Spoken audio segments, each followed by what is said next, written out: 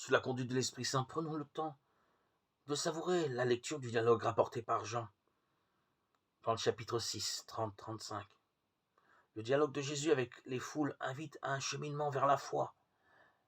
La parole solennelle qu'un double amen introduit appelle un saut.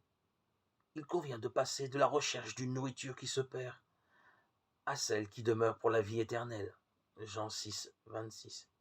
Puis de regarder non plus Moïse, mais le Père donateur. Verset 32. À la question « Quelle œuvre vas-tu faire ?» Jésus a déjà répondu « L'œuvre de Dieu, c'est que vous croyez en celui qu'il a envoyé. » Verset 29. Jetant ainsi l'attention sur sa propre personne.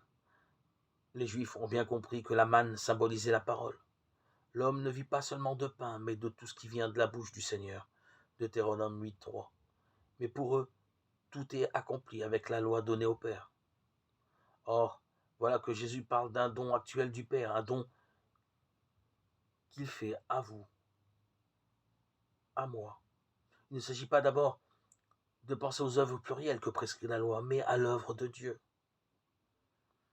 Celle-ci est simultanément œuvre du Père qui donne les hommes au Fils, verset 37, et foi en cet envoyé du Père. La foule semble avoir compris puisqu'elle s'adresse à Jésus, non plus avec le titre de Rabbi, verset 25, mais celui de Seigneur, verset 34.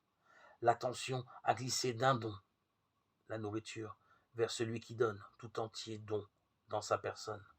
C'est lui le pain de la vie. Cependant, l'attente des foules ne paraît pas encore avoir pour horizon la vie éternelle, mais le toujours de ce monde.